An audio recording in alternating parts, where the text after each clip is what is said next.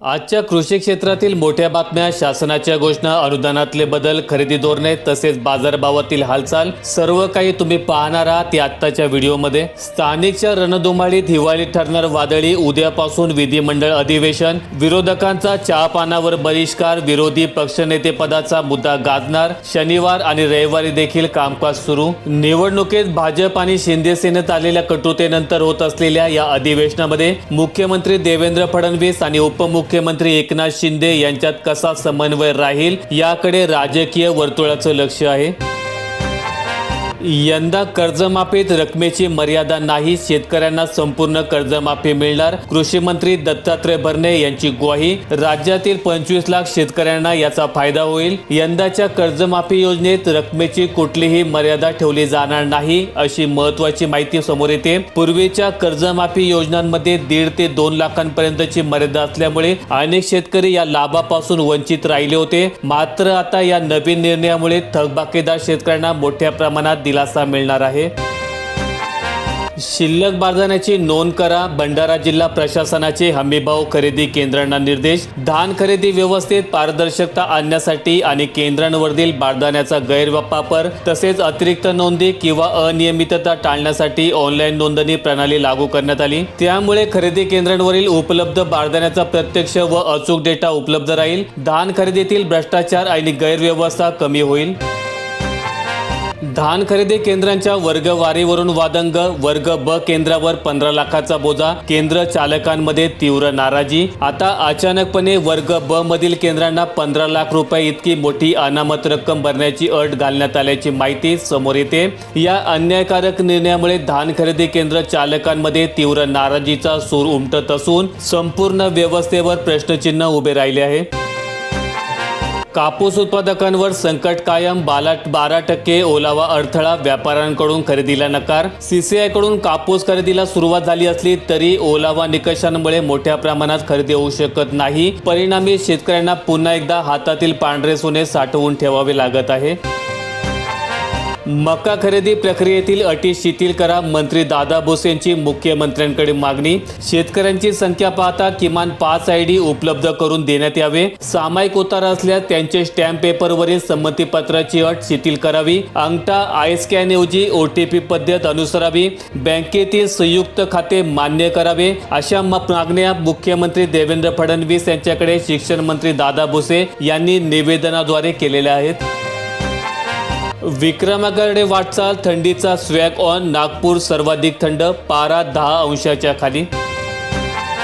वर्धा जिल्ह्यातील देवळी परिसरात 959 नवीन शेतकऱ्यांना लाभ मिळणार, सौर ऊर्जा कुंपण योजना। मतदारसंघातील 248 गावांचा समावेश, हजारो शेतकऱ्यांना दिलासा मिळणार। यवतमाळ जिल्ह्यातील 4 मंदिरांवर सिनेमा, राज्य शासन काढणार माहितीपट, 4.62 कोटींच्या खर्चाला मंजुरी। यवतमाळ जिल्ह्यातील घाटंजी येथे लिलाव पद्धतीने कापूस खरेदी, प्रति क्विंटल 7,385 रुपयांचा भाव, 200 वाहनांची आवक, मालाला योग्य आणि पारदर्शक भाव मिळतो। बिबट्यापासून वाचण्यासाठी आता झटका मशीन, आंबेगाव तालुक्यात वन विभागामार्फत 150 मशीन्स वितरित करणार। आंबेगाव तालुक्यात मनसर वन विभागाच्या कार्यालयाकडून सुमारे 150 झटका यंत्र शेतकऱ्यांच्या घराभोवती तार कंपाऊंड करून कार्यरत करण्यात येणार आहेत। 6 लोखंडी खांब, 16 प्लॅस्टिक खांब तर 1000 मीटरचा तार बंडल, सोलर प्लेट, बॅटरी, झटका यंत्र आदी साहित्यांचे वाटप शेतकऱ्यांना केले जात आहे। शेतकऱ्यांच्या खर्चाचे गणित कोलमडले, खतांच्या गोणीमागे 250 रुपयांची वाढ, दुहेरी संकट, शेणखतांचे दरही गगनाला भिडलेत, रब्बी हंगामात शेतकऱ्यांमध्ये तीव्र असंतोष। अंबड आणि घनसावंगी तालुक्यात ऊस उत्पादक शेतकऱ्यांचे आंदोलन पेटणार, गावोगावी बैठका, पहिली उचल 32 रुपयांची, अंतिम भाव 35 रुपयांची शेतकऱ्यांची मागणी। चंद्रपूर जिल्ह्यात गॅस सिलेंडरचा भीषण तुटवडा, 15 ते 20 दिवसांपासून अपुरा पुरवठा, नागरिकांमध्ये संताप, स्थानिक प्रशासनाने लक्ष देण्याची गरज। कोकणच्या हापूसवर गुजरातची काकदृष्टी, वलसाड हापूस नावाने GI टॅगसाठी अर्ज. हापूस आंबा ही कोकणची म्हणजेच महाराष्ट्राची ओळख बनली, पण आता या हापूसवर गुजरातने आपली नजर वळवली आहे. गुजरातच्या गांधीनगर नवसारी विद्यापीठाने वलसाड हापूस आंब्याला भौतिक मानांकन म्हणजे GI मिळवण्यासाठी अर्ज केलेला आहे. गोंदिया जिल्ह्यात धान खरेदी अनियमिततेवर हल्लाबोल, पणन कार्यालयातील अधिकारी बेपत्ता, शेतकऱ्यांचा संताप वाढला. पुणे जिल्ह्यातील पूर्व आंबेगाव भागात बिबट्यांची संख्या जास्त, दिवसाढवळ्या बिबट्या दिसण्याचे प्रमाण वाढले. देशात प्राणघातक कर्करोगाची झपाट्याने वाढ, चीन आणि अमेरिकेनंतर भारतात सर्वाधिक रुग्ण, संशोधनाचा निष्कर्ष. वाढत्या कर्करोगाच्या बाबतीत भारत जगामध्ये 3ऱ्या क्रमांकावर. 30 जूनपूर्वी शेतकऱ्यांना कर्जमाफी, हा माझा शब्द. कृषी मंत्री दत्तात्रय भरणे यांची ग्वाही. 30 जूनपूर्वी शेतकऱ्यांना कर्जमाफी दिली जाईल, हा माझा शब्द आहे, असे राज्याचे कृषी मंत्री दत्तात्रय भरणे यांनी म्हटलंय. यवतमाळ जिल्ह्यातील पहिल्या मधाच्या गावाला दुर्लक्षाचा घाव, अंधारवाडी गावाचा 34 लाखांचा प्रस्ताव लालफित शाहीत अडकलाय. अनुदानासाठी 30,000 कोटी कुठून आणायचे, निधी उपलब्ध नसताना 42 लाख कर्जांची निवड. विविध योजनांच्या माध्यमातून अनुदान मिळण्यासाठी महाडीबीटी संकेतस्थळावर शेतकरी गेल्या 5 वर्षांपासून अर्ज करतोय. पुरेसा निधी देत अर्जाची वेळेत सोडत करण्याची जबाबदारी राज्य शासनाची होती, परंतु शासनाने वेळेत सोडणे काढणे सतत टाळले. त्यातून संकेतस्थळावर लाखो अर्ज साचत गेले. त्यानंतर राज्य सरकारने सोडत पद्धत अचानक बंद केली. त्याऐवजी प्रथम येणाऱ्याला प्रथम प्राधान्य अशी नवीन पद्धत लागू केली, परंतु तोपर्यंत अनुदानासाठी शेतकऱ्यांचे 50 लाखांहून अधिक अर्ज जमा झाले होते.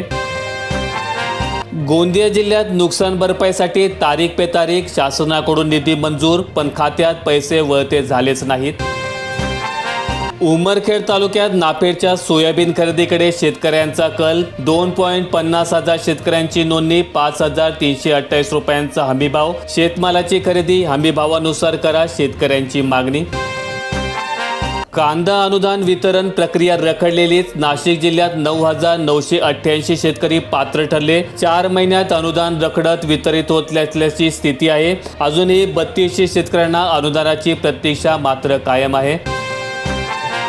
जालना जिल्ह्यात आर्थिक अडचणीत शेतकऱ्यांची थट्टा. खरीपामध्ये 48 आणि रब्बीमध्ये 13% पीक कर्ज. विविध कारणांनी फेटाळले जात आहेत पीक कर्जाचे अर्ज. मुंबईसह महाराष्ट्र गारठणार, आजपासून पुन्हा थंडीचा कडाका. मुंबईचा पारा 13 अंश सेल्सिअस तर राज्यामध्ये तापमान 6 अंशापर्यंत घसरणार आहे. 7 आणि 8 डिसेंबर रोजी विदर्भातील काही भागात शीतलहरीचा प्रभाव असण्याची शक्यता वर्तवण्यात येते. 10, 11 आणि 12 डिसेंबर या 3 दिवशी किमान तापमानाचा पारा कमालीचा खाली येईल. विदर्भ, मराठवाडा आणि उत्तर महाराष्ट्रासह कोकणात सगळीकडे थंडीचा कडाका कायम असेल. यंदा मागील वर्षापेक्षा 383 मेट्रिक टन द्राक्षाची निर्यात कमी. नाशिकच्या द्राक्ष उत्पादकांना कोट्यावधींचा फटका.